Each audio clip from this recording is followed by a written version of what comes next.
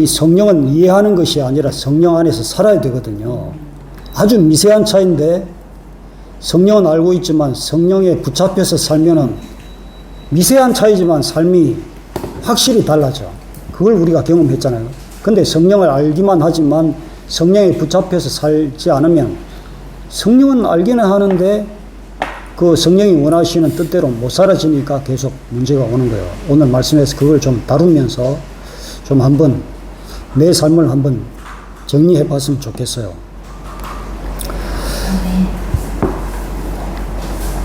성령은 지식 자체가 아니라 삶의 능력이 되는 거거든요. 근데 안다고 하는데 성령에 대해서 이제 동행하지 못하고 성령 인도하심을 따르지 못하면은 이게 실제로 살아나지는 않는다. 그래서 성령을 아는 것과 성령 안에서 실제로 사는 것은 완전히 다르다. 갈라디아서 5장 볼게요. 그리스도께서 우리를 자유롭게 하려고 자유를 주셨으니 그러므로 굳건하게 서서 다시는 종의 멍에를 매지 말아라. 이 종의 멍에는 우리 옛사람의 속성이잖아요. 옛사람. 내가 나 자신이라고 생각했는데 내 안에는 또 다른 나가 있다. 내 영을 붙잡고 주인 노릇하고 있는 그놈이 있잖아요. 그놈을 딱 끊고 처리가 돼야 되는데 그놈 처리가 안 되면은 나도 모르게 종처럼 멍에를 매면서 그놈 하자는 대로 하면서 이렇게 우리가 살아간다. 그게 창세기 3장 문제 때문에 그러잖아요. 그래서 그리스도라는 것은 구원자잖아요.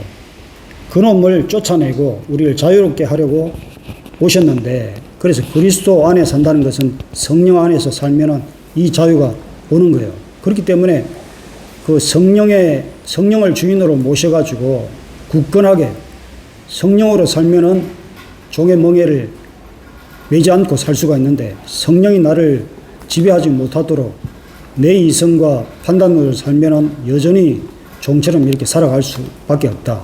보라, 나 바울은 너에게 말하노니 너희가 만일 할례를 받으면 그리스도께서 너에게 아무 유익이 없느니라.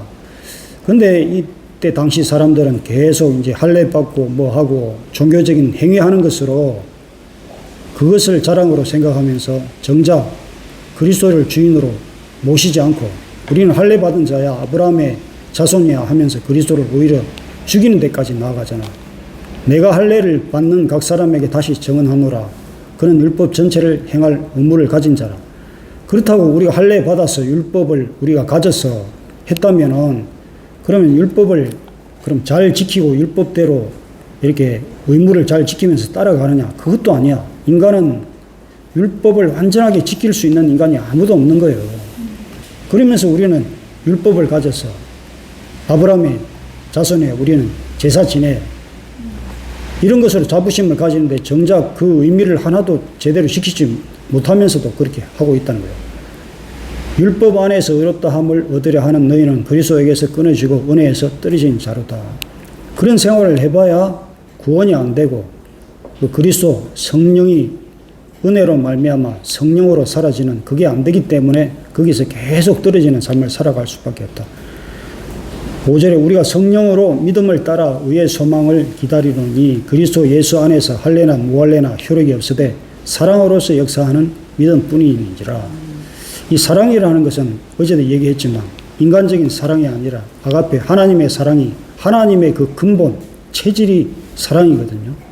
그분 안에서 그 사랑이 성령으로 우리 안에 찔러 쪼개 부수시고 들어오셔가지고 역사하는 그것을 우리가 분명하게 믿고 그 사실을 따르면은 바로 예수 안에서 자유가 되는 거예요. 7절에 너희가 다름질을 잘 하더니 누가 너희를 막아 진리를 순종하지 못하게 하더냐. 우리 다름질 잘해, 우리 신앙생활 잘해 하면서 자기 나름대로 막 뛰어는 가는데 항상 걸려 넘어지는 거예요. 그 왜 그러냐? 진리 대신 그 복음, 이 하나님의 뜻을 순종하지 못하고 자기 뜻대로 내가 옳다고 생각하고 다름질만 잘 하는데 그러니까 걸리는 거죠. 그래서 그 권면은 너희를 부르신 이에게서 난 것이 아니니라. 그런 세상적인 종교적인 권면은 부르신 우리 아버지에게서 난 것이 아니라 전부 세상적이고 종교적이고 인간적이고 그런 거다. 그게 뭐냐? 누룩이란 거예요. 누룩. 우리 속에 나도 모르게 하나 딱 들어왔는데 그것이 내 온몸을 사로잡을 만큼 퍼져가지고 그냥 누룩 덩어리가, 죄 덩어리가 돼버렸다. 나는 너희가 아무 다른 마음을 품지 아니할 줄을 주 안에서 확신하노라. 그러나 너희를 요동하게 하는 자는 누구든지 심판을 받으리라. 그렇게 다른 복음, 다른 법이 들어와가지고 우리를 자꾸 요동하게 하는 사람은 지금은 모르지만 반드시 하나님이 심판하신다. 그래서 형제들아, 내가 지금까지 할례를 전한다면 어찌 지금까지 박해를 받으리요. 그래야 했으면 십자가의 걸림돌이 제거되었으리라. 사람들은 자꾸 그 십자가 뭐 그런 자꾸 걸림돌을 놔 이렇게 하면서 박해한다는 거예요. 근데 뭐 그렇게 사도 바울이 할례나 받아라, 율법이나 지키라, 제사 지내라, 그렇게 다닌다면 박해받을 필요가 없는데 사도 바울은 자꾸 그런 것을 무의미하다, 율법이나 뭐 제사나 이런 게 중요한 것이 아니라 오직 십자가다 이렇게 하니까 그 사람들은 그거 걸림돌이야 하면서 자꾸 사도 바울을 박해한다는 거죠. 그래 13절에 형제들아, 너희가 자유를 위하여 부르심을 입었으나 그러나 그 자유로 육체의 기회를 삼지 말고 오직 사랑으로 서로 종노릇 하라. 그 자유하는 우리가 복음을 받았는데 그 복음이 내 육체에 어떤 기회가 될까, 내 인생에 뭐 내 자녀가 뭐 잘 될까 해서 교회 다니고, 교회 다니면 하나님 복 주신다 하더라. 그런 기회를 삼지 말고 복음의 목적은 뭐냐? 하나님을 어제도 강령 얘기했는데 하나님을 사랑하고 또한 그와 같이 이웃을 사랑하라. 그거 되게 하시려고 우리를 완전한 자유, 그러니까 그 사랑의 하나님이 내 안에 쏙 들어오면은 하나님도 하나님과 사랑 관계도 되고 우리가 서로 마주할 때도 전부 그냥 사랑으로 보니까 뭐 누가 뭐 시켜도 그래 내가 해줄게 얼마든지 해줄 수 있는 그런 사랑 관계가 이렇게 되는 그것이 이 복음의 목적이다. 그리고 온 율법이라고 얘기한 것은 너희들이 지키는 제사 지내고 뭐 그 모세 율법 이런 정도가 아니라 여기서 말하는 율법이라는 것은 하나님의 법이죠. 하나님의 법이라는 것은 이웃 사랑하기를 네 자신과 같이 사랑하라 하신 말씀에서 이루어지느니라. 하나님 사랑, 이웃 사랑. 어제 얘기한 그 강령이 우리 안에서 실제로 능력으로 이루어지기를 원하는 그것이 이제 복음이라는 거죠. 그것이 복음의 전체 내용이라는 거죠. 15절에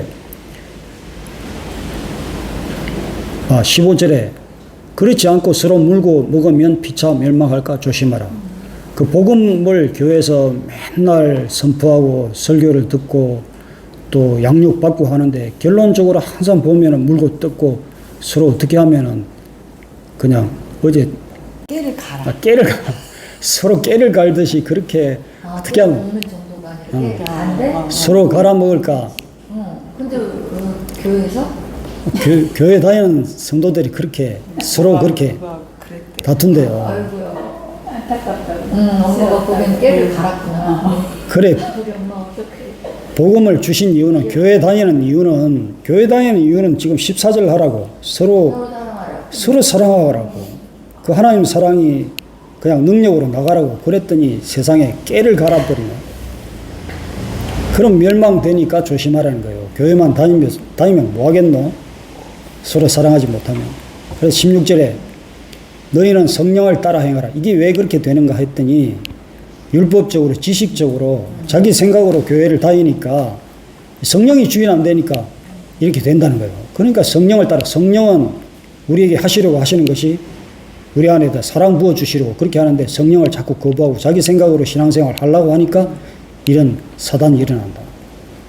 그래야하면 육체의 욕심을 이루지 아니하리라. 성령을 따라 행하면은 육체의 욕심, 소욕, 막 정욕, 육체의 막 화, 올라온 이런 것을 이루지 않게 된다는 거죠.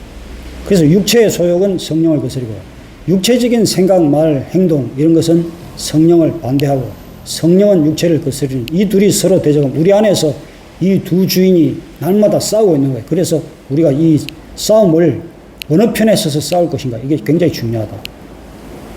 18절에 너희가 만일 성령의 인도하신 바가 되면 율법 아래 있지 아니하리로다. 육체의 일은 분명하니 곧 음행과 더러운 것과 호색임과 우상 숭배와 주술과 원수 맺는 것과 분쟁과 시기와 분냉과 당짓는 것과 분열과 이단과 투기와 술 취함과 방탕함과 이런 것들이라. 오직 성령의 열매는 사랑과 희락과 화평과 오래 참음과 자비와 양성과 충성과 온유와 절제니 이 같은 것을 금지할 법이 없느니라. 그리스도 예수의 사랑은 육체와 함께 정욕과 탐심을 십자가에 못 박았느니라. 이거 하게 하려고 우리가 신앙생활 하는 거예요. 신앙생활 하는 이유는 나 죽이려고. 믿음 생활 하는 것도 나 죽이려고. 전부 나 죽이려고. 이건 못 죽이면은 15절 꼴이 난다. 설고 물고 뜯고. 그 교회에서 어느 교회든지 이거 안 돼가지고 서로 물고 뜯고 이런 교회가 어떤 교회든지 있다. 참 이것만 돼버리면 되는데 만일 우리가 성령으로 살면 또한 성령으로 행할지니 헛된 영광을 구하여 서로 노엽게 하거나 서로 투의하지 말지니라. 이 성경대로 해버리면은 참 문제가 없는데 문제가 있다는 건 뭐예요? 성경대로 지금 안 하고 있다는 거예요. 그래서 문제가 된다. 그래서 아까 그 16절에 성령을 따라 행해라. 그리하면 육체의 욕심을 이루지 아니하리라. 그런데 지금 여기서 성령을 알기만 해라 하지 않고 성령을 따라 해라. 행해라 그랬잖아요. 성령은 지식 자체가 아니라 삶을 행하게 하시는 그 실제고 사실이고 진리이기 때문에 그걸 꼭 따라 해라. 행해라. 그런 거잖아요. 그 지식만 알고 교회에서 막 성경 공부나 했지. 이거 성령을 따라 하고 행하지 않으니까 이 실제가 안 나타나고 자꾸 마귀만 나타나는 거예요.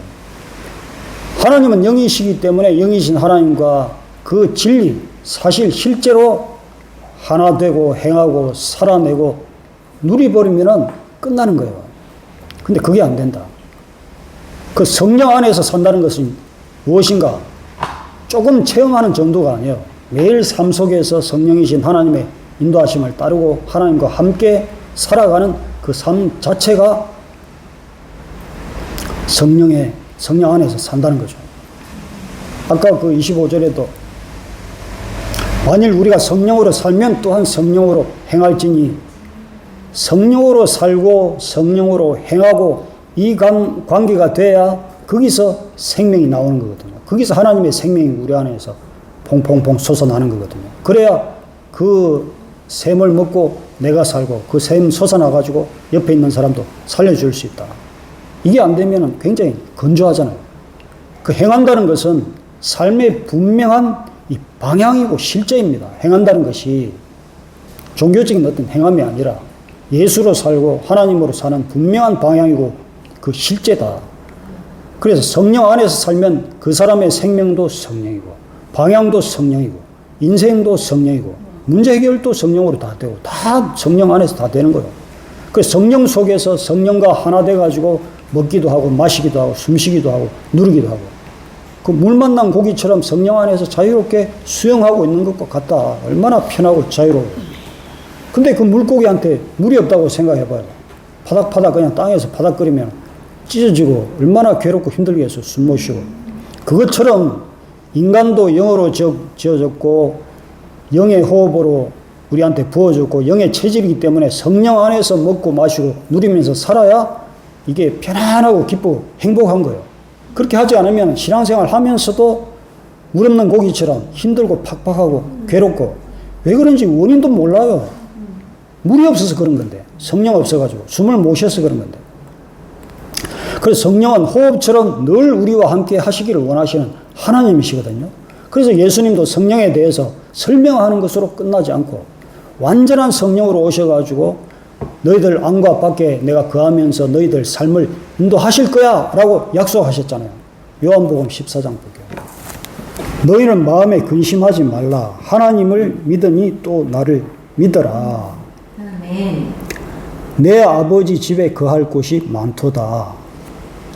그렇지 아니하면 너에게 일렀으리라. 내가 너희를 위하여 거처를 예비하러 가노니. 그러니까 아버지 집에 우리 영이 거할 곳이 많다는 거지. 완전한 물처럼. 그 아버지의 영적 세계에다 우리를 거기다 두면은 지금 이 땅에서 물 없이 말라가지고 바닥거리다가 그 물 많은 곳, 그 평안한 곳에 우리를 갖다 놓으면 얼마나 편하겠어요. 그 말씀을 하시는 거지. 어디 뭐 장소 이동 정도가 아니라 가서 너희를 위하여 거처를 예비하면 내가 다시 와서 너희를 내게로 영접하여 나 있는 곳에 너희도 있게 하리라. 이 우리의 영을 그곳에다 딱 심어주겠다는 거죠. 내가 어디로 가든지 그 길을 너희가 아느니라. 그것을 위해서 내 길을 간다는 거예요. 십자가 길을 가면서 내가 그 영원한 길, 그 길 너희한테 주려고 이 생명, 지금부터 이 너희들 안에 내 피, 성령 하나님의 생명을 너희들한테 부어줘가지고 그 길을 쭉 끌고 가서 하늘까지 이렇게 올려주겠다는 거죠. 도마가 이르되 주여 주께서 어디로 가시는지 우리가 알지 못하거늘 그 길을 어찌 알겠사옵나이까. 이렇게 영적으로 설명을 해주고 있는데도 생뚱맞은 소리로 계속 이렇게 못 알아듣고 이런 말을 할 때 참 얼마나 팍팍하겠어요.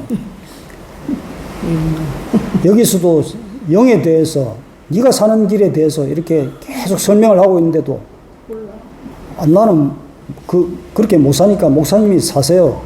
이렇게 하면서 박차고 나가는 인간들을 보면 진짜 너무너무 안타깝고, 그래서 예수께서 이르시되 내가 곧 길이요 진리요 생명이니 나로 말미암지 않고는 아버지께로 올 자가 없느니라. 아멘. 그 생명 대신 아버지와 연합돼야 네가 진짜 살 텐데 그 길이 나야 진리야 생명이야 십자가야.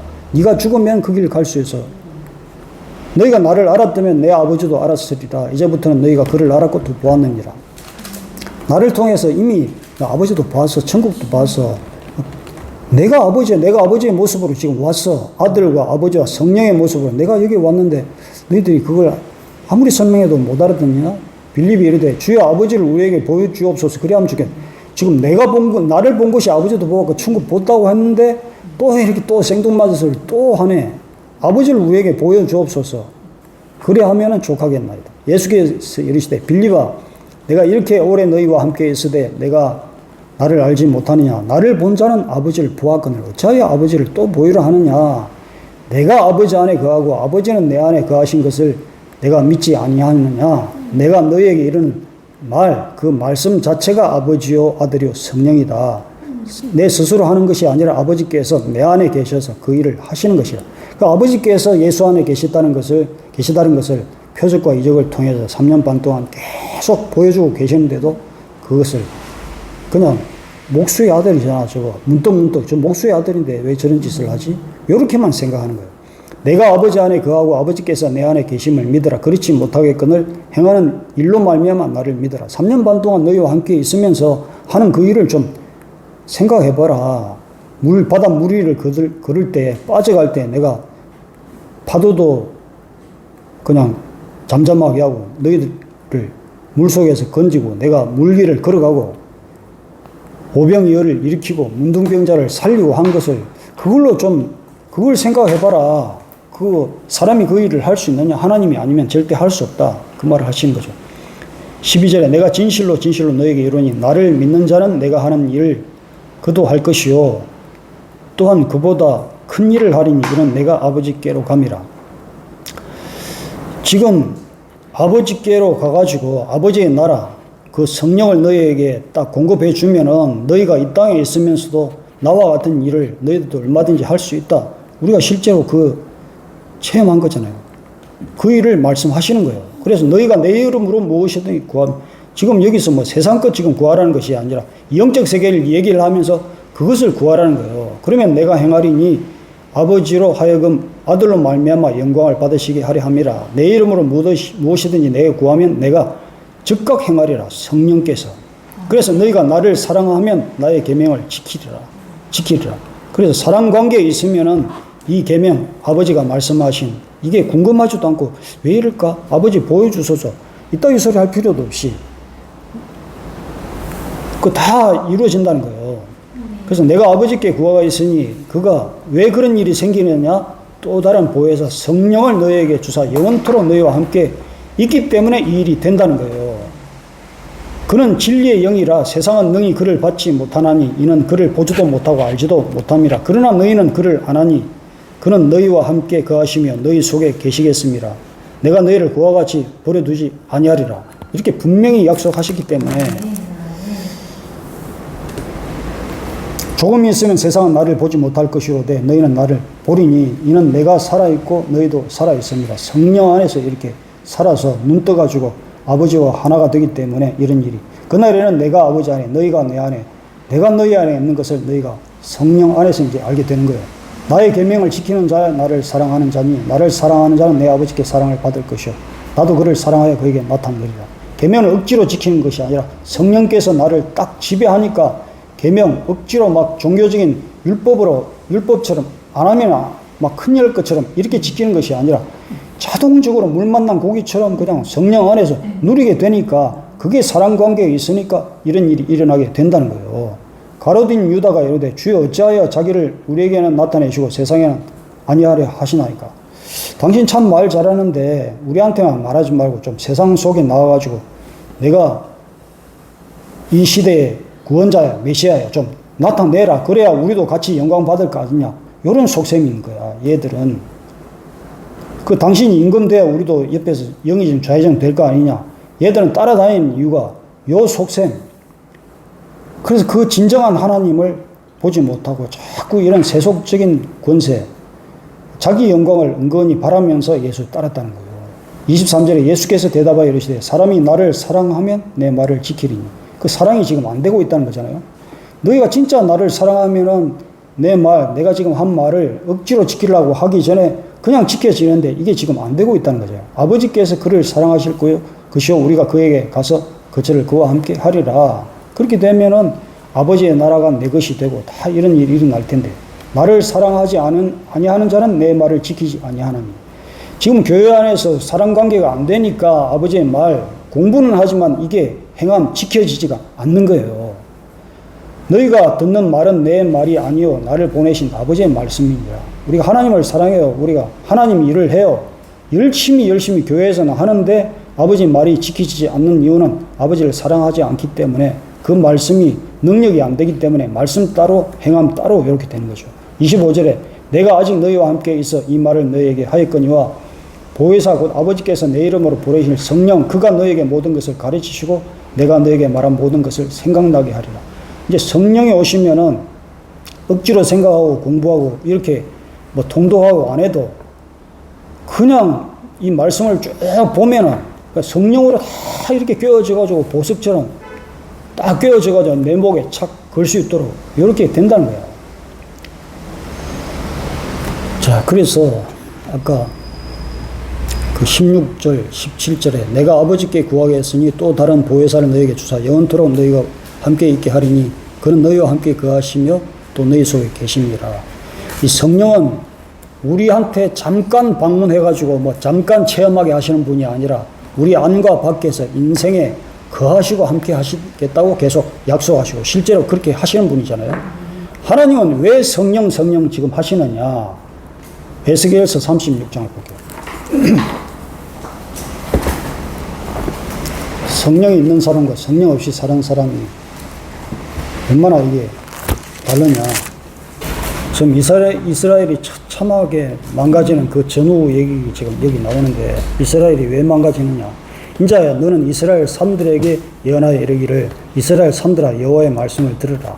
이스라엘 백성들을 산들로 지금 비유를 하고 있어요. 주 여호와께서 이같이 말씀하시길 원수들이 내게 대하여 말하기를 아하 옛적 높은 곳이 우리의 기업이 되었도다. 원수들이 다 이제 침범해가지고 그 옛적 높다고 하는 그것을 전부 자기 땅으로 만들어 버렸다는 거죠. 그러므로 너는 예언하여 이르기를 주 여호와께서 이같이 말씀하시기를 그들이 너희를 황폐하게 하고 너희 사방을 삼켜 너희가 남은 이방인의 기업이 되게 하여 사람의 말거리와 백성들의 비방거리가 되게 하였도다. 이제 사람들 입에 저것들은 저렇게 까불다가 우리 밥이 됐네. 이런 비방거리가 되어버린다는 것이. 그러므로 이스라엘 산들아 주 여호와의 말씀을 들을지어다. 산들과 맷뿌리들과 시내들과 골짜기들과 황폐한 사막들과 사방에 남아있는 이방인의 노략거리와 조롱거리가 된 버린 성읍들에게 주 여호와께서 이같이 말씀하셨느니라. 주 여호와께서 이같이 말씀하시기를 내가 진실로 내 맹렬한 질투로 남아있는 이방인과 에돔 온 땅을 쳐서 말하노니. 하나님은 질투하시는 하나님이잖아. 하나님만 이제 사람으로 따지면은 나만 쳐다봐 이렇게 하는데 자꾸 다른 여자 쳐다보면 그 여자가 막 손톱을 세가지고 확 핥히잖아요. 그래서 이방인과 에돔 온 땅을 쳐서 말하노니 이는 그들이 심히 즐거워하여 마음과 멸시하는 심령으로 내 땅을 빼앗아 노력하여 자기 소유를 삼았느니라. 이게 다 뺏겼다는 거죠. 그러므로 너는 이스라엘 땅에 대하여 예언하되 그 산들과 맷뿌리들과 시내들과 골짜기들에게 관하여 이르기를 주 여호와께서 이같이 말씀하시기를 내가 내 질투와 내 분노로 말하였나니 이는 너희가 이방의 수치를 당하였습니다. 그러므로 주 여호와께서 이같이 말씀하시기를 내가 맹세하였은즉 너희 사방에 있는 이방인들이 자신들의 수치를 반드시 당하리라. 그렇게 이스라엘을 무너뜨린다는 것은 하나님을 물론 걔들이 잘못했지만 하나님도 의심력이기 때문에 이방을 친 나라들은 이스라엘 친 나라 이방인들은 그들도 반드시 수치를 당할 것이다 이렇게 말씀하시는 거죠. 그러나 너희 이스라엘 산들아 너희는 가지를 내고 내 백성 이스라엘 위하여 열매를 맺으리니 그들이 올 때가 가까이 이르렀습니다. 하나님은 이렇게 회초를 드시고 깨뜨리시지만 회개한 다음에는 반드시 이렇게 돌이키게 하시는 분이시다. 하나님은 절대로 하나님 택한 백성을 버리지 아니하시죠. 회개만 하면. 내가 돌이켜 너희와 함께 하리니 사람이 너희를 갈고 심을 것이며 내가 또 사람을 너희 위에 많게 하리니 이들은 이스라엘 온 족속이라. 그들을 성읍들에 거주하게 하며 빈 땅에 건축하게 하리라. 다시 새롭게 땅 갈아가지고 곡식 때로 새로 뿌리는 것처럼 이렇게 다시 회복시키겠다는 거죠. 내가 너희 위에 사람과 짐승을 많게 하되 그들의 수가 많고 번성하게 할 것이라. 너희 전 지위대로 사람을 거주하게 하여 너희를 천보다 낮게 대우하리니 내가 여호와인 줄 너희가 알리라. 반드시 회개하고 하나님 앞에 돌아가면 하나님이 이렇게 회복시키신다. 네. 지금 우리가 겪고 있는 일이잖아요. 내가 사람을 너희 위에 다니게 하리니 그들은 내 백성 이스라엘이라. 그들은 너를 얻고 너는 그 기업이 되어 다시는 그들이 자식을 잃어버리지 않게 하리라. 주 여호와께서 이같이 말씀하셨느니라. 그들이 너에게 이르기를 너는 사람을 삼키는 자요 내 나라 백성을 제거한 자라 하거니와 내가 다시는 사람을 삼키지 아니하며 다시는 내 나라 백성을 제거하지 아니하리라. 주 여호와의 말씀이라. 내가 또 너를 여러 나라의 수치를 듣지 아니하게 하며 만민의 비방을 다시 받지 않게 하며 내 나라 백성을 다시 넘어뜨리지 아니하게 하리라. 주 여호와의 말씀이니라. 아멘. 여호와의 말씀이 또 내게 임하여 이르시되 인자야 이스라엘 족속이 그들의 고국 땅에 거할 때 그들의 행위로 그 땅을 더럽혔나니 나 보기에 그 행위가 월경 중에 여인의 부정함 같으니라. 그들이 땅 위에 피를 쏟으며 그 우상들로 말미암아 자신을 더럽혔으므로 내가 분노를 그들 위에 쏟아 그들을 내 행위대로 심판하여 각국에 흩으며 여러 나라에 해쳤더니 그들이 이른바 그 여러 나라에서 내 거룩한 이름이 그들로 말미암아 더러워졌나니 곧 사람들이 그들을 가리켜 이르기를 이들은 여호와의 백성이라도 여호와의 땅에서 떠난 자라 하였습니다. 하나님의 백성인데 왜 거기서 그렇게 그냥 찢어져 가지고 떠났는고 이렇게 비방거리가 되면서 사는 이때 심정이 오죽했겠어요. 다니엘과 그 에스겔 이런 사람들이. 그러나 이스라엘 족속들이 들어간 여러 나라에서 더럽힌 내 거룩한 이름을 내가 아꼈노라. 끝까지 참아주셨기 때문에 그 그루터기를 남겨주셨기 때문에 회복이 되는 거예요. 그러므로 너는 이스라엘 족속에 이르기를 주 여호와께서 이같이 말씀하시기를 이스라엘 족속아 내가 이렇게 행하면 너희를 위함이 아니오 너희가 들어간 여러 나라에서 더럽힌 나의 거룩한 이름 내 자존심을 걸고 그래서 내가 너희를 살려준다는 거죠. 이런 하나님의 백성인데 하나님이 안 계신가? 완전히 이스라엘 씨가 말라버렸네. 이런 소리 하지 않고 하나님은 살아있어 이놈들아 하기 위해서 여러 나라 가운데서 더럽혀진 이름 곧 너희 가운데서 더럽혀진 나의 큰 이름을 내가 거룩하게 할지라 내가 그들의 눈앞에서 너희로 말미암아 나의 거룩함을 나타내니 내가 여호와인 줄 여러 나라 사람이 알리라. 이거 하기 위해서 주 여호와의 말씀이지라. 내가 너희를 여러 나라 가운데 인도하여 내고 여러 민족 가운데 모아 데리고 고국 땅에 들어가서 많은 물 이제 물은 지난번에 맑은 물은 이제 마귀의 물은 사역이라는 뜻도 되는데 이제 계시록에 보면은 많은 물이 나오는데 이게 마귀가 이렇게 세상이라고 하는 이 사역을 딱 사로잡으면 마귀의 역사가 일어나고 하나님이 많은 물처럼 딱 우리 가운데 부어주시면 성령의 역사가 일어나가지고 우리가 사는 거예요. 물 만난 물고기처럼. 많은 물을 너에게 뿌려서 너희로 정결하게 하되 곧 너희 모든 더러운 것에서 모든 우상 숭배에서 너희를 정결하게 할 것이라. 이제 요걸 읽기 위해서 앞에 읽었네. 26절 새 영을 너희 속에 두고 새 마음을 너희에게 주되 너희 육신에서 굳은 마음을 제하고 부드러운 마음을 줄 것이며 이 성령을 받아야 이게 우리 속에 있는 굳은 마음 스스로 뭐 똑똑하다 스스로 우리가 잘한다 하는 그런 굳은 마음을 제하여 주고 부드러운 마음, 하나님을 아는 그런 사랑스러운 마음으로 이렇게 변해지는 거예요. 또 내 영을 너희 속에 두어 너희로 내 율례를 행하게 하리니. 영이 없이 율례를 행한다 하면 교만과 방자함과 막 자기가 뭘 한다 하는 이런 것밖에 없는데, 영으로 하나님의 법을 지키면 이게 얼마나 부드러운지 몰라요.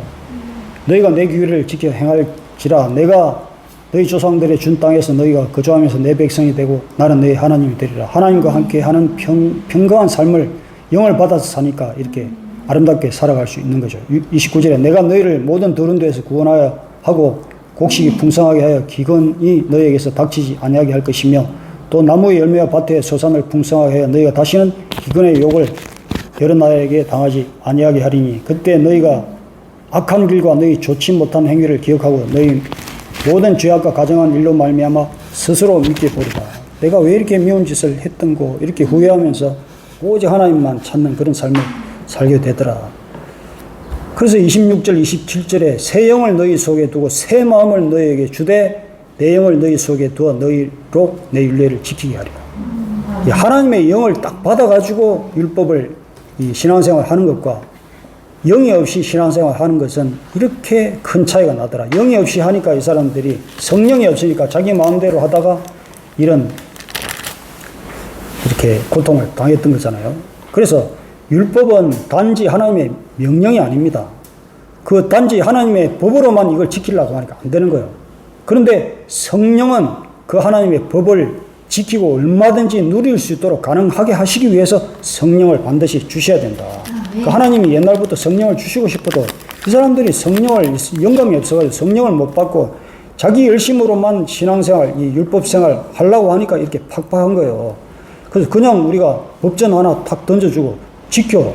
우리가 법을 이해도 못하고 우리한테 법전을 딱 이렇게 하나씩 던져주고 지키라고 하면 우리가 뭐 법대로 어떻게 지키겠어요? 그런데 성령을 보내주셔가지고 그 법을 다 지킬 수 있도록 성령께서 이렇게 하시니까 우리가 어느 날, 전에는 성경 읽어도 참 이 성경대로 살라니까 힘드네 이렇게 되는데 성령을 받으니까 한 구절 한 구절이 막 얼마나 감사한지 몰라. 그냥 감사해.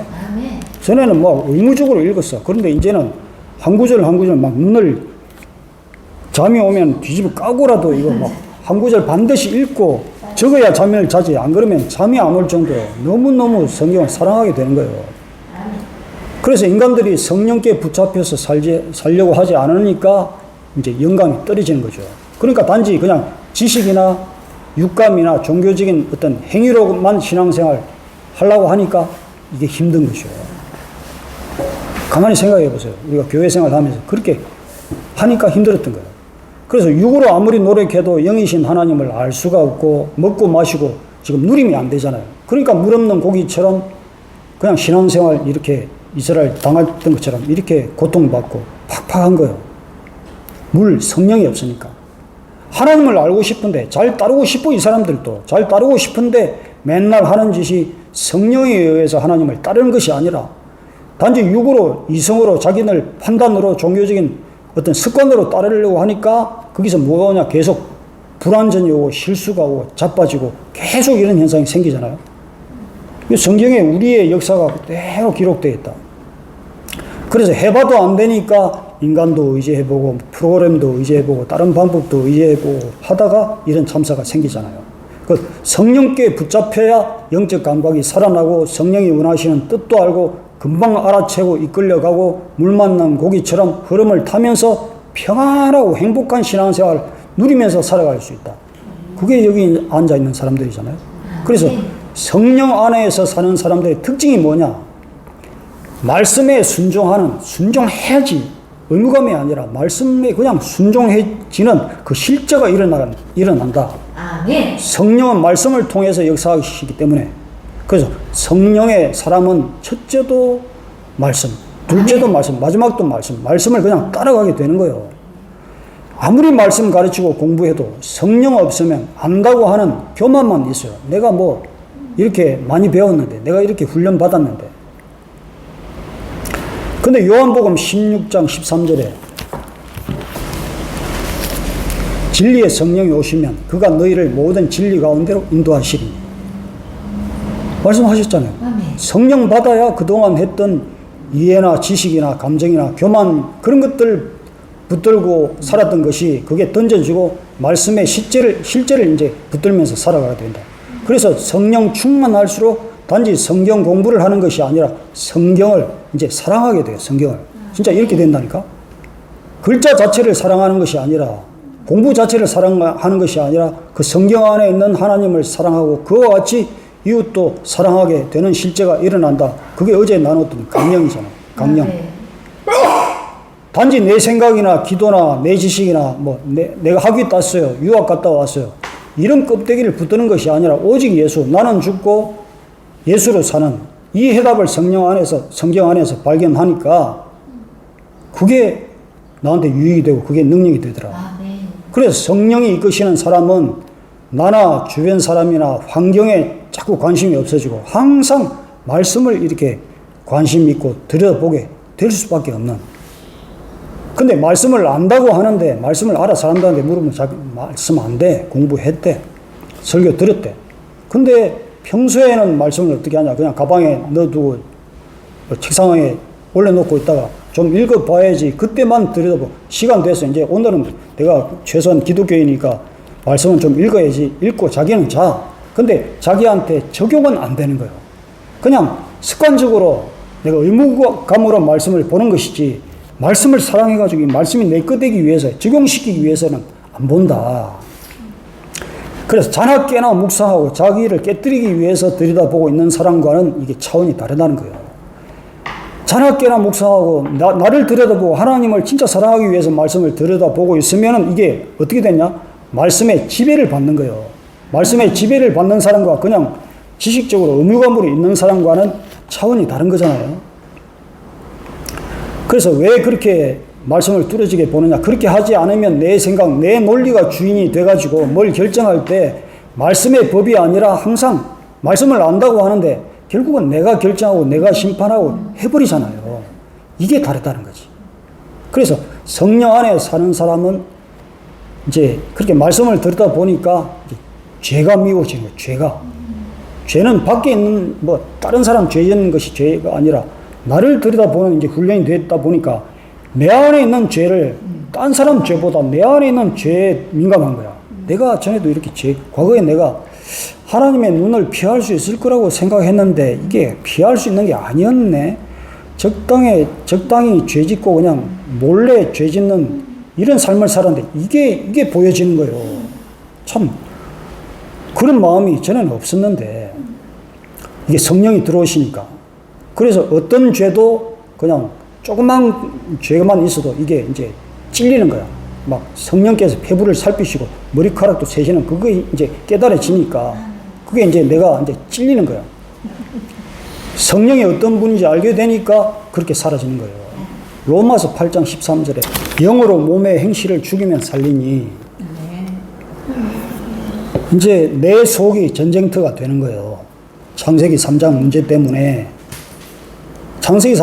때문에 내 속이 원래는 하나님의 하나님의 영으로 전쟁할 게 없어서 평안하게 살면 되는데 그 창세기 3장 문제 때문에 내 속이 하나님이 주인 되고 싶은데 내 속은 자꾸 마귀를 자꾸 주인으로 담아 있으니까 하나님이 뚫고 들어오시려고 하니까 자꾸 전쟁터가 되는 거예요. 생각마다 삶이 송두리째 그놈한테 넘어갔기 때문에.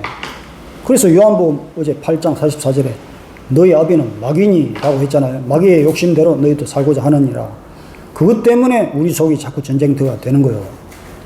그런데 이제 내 속이 그렇게 마귀의 밥이 됐는데 성령께서 오셔가지고 악한 영과 자꾸 죄와 싸우는, 그래서 내가 성령 편이 돼가지고 그 악한 영과 자꾸 싸우려고 하니까 이게 내 마음이 항상 전쟁터가 되는데 그게 나쁜 것이 아니라 그렇게 된 것이 너무 감사하다. 아멘. 왜냐? 죄와 싸워야지 하는 그런 마음 자체를 가진 것이 이미 성령께서 내 주인이 되시다는 거잖아요. 아멘. 성령께서 내 주인이 안 되고 악한 영에 사로잡히면은 뭐 당연한 것처럼 이렇게 살겠지. 근데 악한 영은 예수 그리스도의 십자가에 의해서 미리 머리가 깨졌고 이미 패배했기 때문에 이길 마음을 가진 사람은 누구든지 이기도록 해놓으신 것이 이게 너무 감사하다. 아멘. 왜냐? 나 혼자 이기는 것이 아니라 주님이 앞서가시면서 성령이 앞서가시면서 이기고 계시기 때문에 나는 비록 연약할지라도 내가 성령 붙잡고 싸워서 이겨야지 이렇게 가기만 하면 날마다 이겨주시니까 아멘. 이게 달라진 거다. 그래서 성령 안에서 성령과 함께 하는 사람은 그래서 자아가 자꾸 약해지는 거예요. 자아라는 것은 내 말과 생각과 행동, 내가 예전에 가지고 있던 그 패턴들이 자꾸, 자아는 바로 옛주인 마귀잖아요. 마귀가 주었던 내 말과 생각과 삶이 점점 힘을 잃어가고 있다는 얘기지. 그게 자아가 죽는 거예요. 그렇게 이기게 하시는 분이 누구냐? 요한복음 16장 14절에 그가 내 영광을 나타내리니 바로 성령님이 자기의 영광을 나타내기 위해서 내가 성령으로 주인을 모시겠습니다. 제가 성령을 주인으로 모시고 살겠습니다. 했는데 내 속에 아무 일도 일어나지 않고 이김이 없다면 성령께서 세상 말로 쪽팔리는 거잖아요. 그러니까 성령께서 저놈이 나를 주인으로 저렇게 하는데 내가 이기는 분명한 증거를 줘야지. 그래서 이겨주시는 거예요. 아멘. 그래서 성령의 지배를 받으면 받을수록 내 자아는 성령에 맞아가지고 자꾸 죽기 때문에 내 뜻이 죽고 내 고집이 죽고 내 욕심이 죽고 이것들이 점점 허물어지고 깨뜨려지고 주인 자리에서 내려올 수밖에 없다. 아멘. 아멘. 그래서 말씀을 안다고 하는데 기도한다고 하는데 결정적인 순간에 자기가 주인 자리에 올라가가지고 판단도 하고 정죄도 하고 하는 것은 성령의 지배를 받지 않고 여전히 자아로 살아서 펄펄 날뛰기 때문에 그런 일이 생긴다. 이걸 죽이는 것이 우리가 일생 동안 할 일이고 그게 신앙생활 하는 이유고 믿음 생활하는 이유고 그 예수 믿는 목적이에요. 교회를 다니는데 이거 안 하고 다닌다? 이거 허송세월 보내고 있는 거지. 한심한 시간만 보내고 있는 거예요. 그래서 우리 박 권사님 교회가 지금 이 구렁텅이에서 스스로 이렇게 깨닫고는 해방되려고 지금 하고 있잖아요. 얼마나 감사한지. 그래서 우리가 기도해 줘야 됩니다. 이 박 권사님 교회가 이 성도들이 얼마나 진짜 그래도 하나님 말씀대로 따라야지. 이 한마디가 중요한 거예요. 하나님 그걸 기뻐하셔가지고. 아멘. 아주 손 안 대고 막 싸우고 부딪혀서 끝내야 할 일을 손 안 대고 깔끔하게 지금 해결해 주고 계시잖아요. 이게 너무 감사한 일이다. 할렐루야. 그러니까 성령은 우리가 성령에 막 충만하면 좋겠지만 성령께서는 민감하게 성령이 원하는 뜻을 조금만 따라 드리려고 해도 성령에는 기뻐하셔가지고 그 일을 깔끔하게 해주신다. 아멘. 내가 주인이라는 것은 내가 쪽팔리지 않게 내가 주인이라는 것을 확실히 나타내 줘야지. 그러고 계시잖아요. 그래서 성령 안에서 사는 삶에는 반드시 성령의 열매가 나타나게 되어 있다. 갈라디아서 5장 22절 우리가 항상 보는 얘기지만 자주 보는 얘기지만 5장 22절 오직 성령의 열매는 사랑과 희락과 화평과 오래 참음과 자비와 양성과 충성과 온유와 절제니 우리가 그동안에 예수 믿으면서 이거 많이 외우기는 했는데 이 열매가 성경 공부한다고 만들어지나요? 종교생활 노력한다고 이 열매가 만들어지던가요? 안 되잖아요. 그거는 어떤 원리냐? 나무에 달린 열매들을 보세요. 억지로 노력해서 거기다 실로 꼬매 놓는다고 그게 열매가 되는 것이 아니라 억지로 붙여놓은 것이 아니잖아요. 그 나무가 살아있으니까 살아있는 나무에다가 내가 완전히 붙어가지고 나무처럼 나무와 같은 인생이 돼가지고 나무 그 진을 빨아먹고 같이 사니까 거기서 열매가 맺히는 거예요. 아멘. 그 성령을 안다고 맺히는 것이 아니라 아멘. 그 나무 대신 예수 몸에 붙어가지고 예수 진액을 빨아먹고 함께 자라야 내 속에서 성령이 이렇게 열매가 나는 거지. 예수와 함께 살고 예수 말을 듣고 진짜 믿고 행하는 실제가 없으면서 알기만 한다고 해서 열매가 그래서 안 맺어지는 거예요. 그래서 진짜 그 교회에 성령의 열매가 맺기를 원한다면 예수와 함께 그냥 살아야 이 열매가 맺어지는 거예요. 그래서 성경은 계속 성령 안에서 잘 붙어 살아라. 그 말씀을 하시는 거예요. 그 살아야 반드시, 살면은 그 속에서 반드시 거룩한 열매가 맺어지기 때문에. 그런데 성령 안에서 살아도 우리 속에는 계속 육체적인 싸움이 일어날 수밖에 없습니다. 왜냐? 우리가 어제 어느 구절에서 나눴더라? 어제 이선의 집사가 깨달았다는 거. 그동안 못 깨달았는데 고린도 어딘가? 야고보서. 야고보서. 1장. 1장에서 깨달았다는 거. 1장 37절 40절. 그래서 우리가 하나님 완벽하신 분인데 왜 우리가 죄 속에서 살아야지? 이거 몰랐는데 그게 원죄 때문이더라. 나 자신을 그동안에 못 보고 하나님 탓만 했는데 나를 보니까 이해가 되더라. 어제 얘기를 했잖아요. 그래서 갈라디아서 5장 17절에도 육체의 소욕은 성령을 거스르고 성령은 육체를 거스르나니 우리가 성령 안에서 살아도 우리는 육체적인 싸움, 육체적인 소욕을 우리가 제거하기 위해서 우리는 계속 싸우면서 살아갈 수밖에 없다. 왜? 우리 원죄가 우리 밭이 그런 밭으로 되어 있기 때문에 우리가 성령의 주인 되면 이제 이기면서 싸우면서 가야 할 그런 인생을 살아갈 수밖에 없다. 그러나 성령은 반드시 이기게 하신다. 그래서 육체의 소욕은 성령을 계속 거스리는 육체의 소욕, 그 옛날 습관들을 우리가 싸워서 계속 이겨 나가야 되기 때문에 아멘. 그래서 우리가 육체를 쓰고 이 땅에 사는 날 동안에는 매일 이 싸움의 선택을 할 수밖에 없는 거예요. 예를 들어서 분노가 탁 올라와. 그럼 예전 같으면 분노를 덜컥 택했겠지만 이제는 성령의 사람은 내가 분노를 선택하면 안 되지. 온유를 선택해야지. 요런 싸움. 그 욕심이 탁 들어와. 그럼 전에는 욕심 덜컥 했겠지만 아니야. 주님의 뜻을 따라야지. 아멘. 그런데 이 싸움은 이 성령 없이 사는 사람은 그런 싸움 안 싸워요.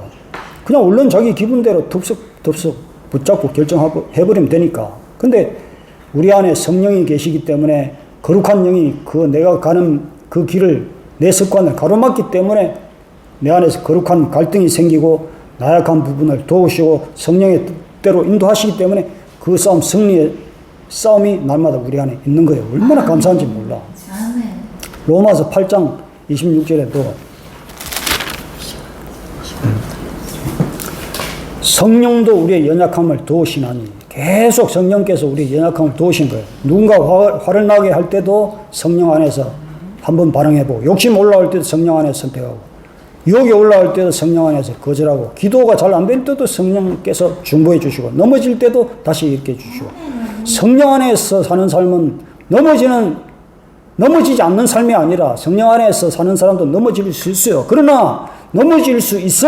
그러나 그때마다 성령께서 다시 일으켜 주시고 돌아오게 하시고 이게 보통 사람들하고 다르다. 그래서 성령 안에 사는 사람들은 항상 이렇게 기도합니다. 주님, 내 뜻이 아니라 성령의 뜻이 이루어지게 하옵소서. 아멘. 내 뜻이 아니라 성령의 능력대로 살게 하옵소서. 아멘. 내 감정이 아니라 성령의 인도를 따르게 하소서. 아멘. 이 기도가 다른 사람들과 틀리게 성령의 사람들의 기도예요. 성령 받지 못한 사람들은 자꾸 자기 뭐 주세요 해줘야 되지 않나. 하나님이 그러면 안 되잖아요. 막 하나님 탓을 하지만 성령의 사람은 이렇게 날마다 하나님을 찬다.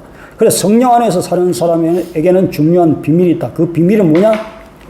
내가 성령을 붙잡으려고 종교적인 사람들은 내가 성령을 붙잡아야 해서 성령 집회하고 막 성령을 인위적으로 꾸며가지고 자꾸 성령 받는 것처럼 거짓으로 이렇게 하지만 내가 성령을 붙잡을 수 있는 것도 아니지만 성령의 사람은 성령께서 나를 확실하게 붙잡아 주고 계신 이것이 다르다. 아멘. 굴복해야 붙잡아지거든요.